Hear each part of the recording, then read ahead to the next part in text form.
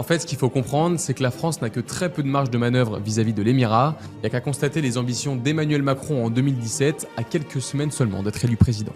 Je mettrai fin, moi, aux accords qui favorisent en France le Qatar. 8 ans plus tard, les avantages fiscaux sont toujours en place et le projet de suppression a été abandonné pour ne surtout pas froisser l'émir. Il faut dire que le chef de l'État a quand même beaucoup d'intérêt à défendre. Il doit par exemple protéger les entreprises françaises qui sont près de 200 à s'être exportées là-bas. On y retrouve aussi bien Carrefour que Monoprix, Sodexo, Renault et la Société Générale pour 3,5 milliards d'euros d'exportation par an.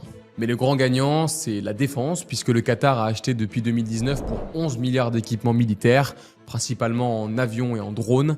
Ça fait que ce tout petit pays qui n'a jamais été en guerre représente plus de 10% des exportations françaises dans le secteur militaire, c'est quand même assez notable.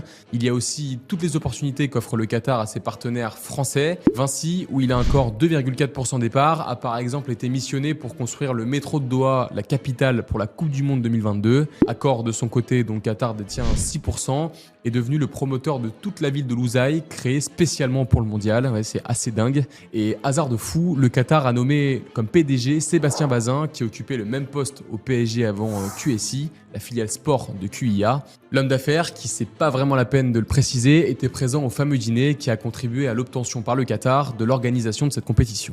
Avec tous ces intérêts, vous aurez compris que c'est assez délicat de froisser l'Émirat, surtout qu'avec la situation politique actuelle, le conflit israélo-palestinien et l'implication de l'Iran, le Qatar est devenu un interlocuteur très utile sur la scène internationale. Il est l'un des seuls pays à faire affaire avec l'Occident tout en assumant ses liens avec le Hamas. Et s'il refuse de s'aligner, le pays parle aussi avec l'Iran, les frères musulmans et les gardiens de la révolution. Bref, si l'Occident, et donc d'une certaine manière la France, veut espérer pouvoir négocier avec ces organisations, il doit nécessairement passer par le Qatar.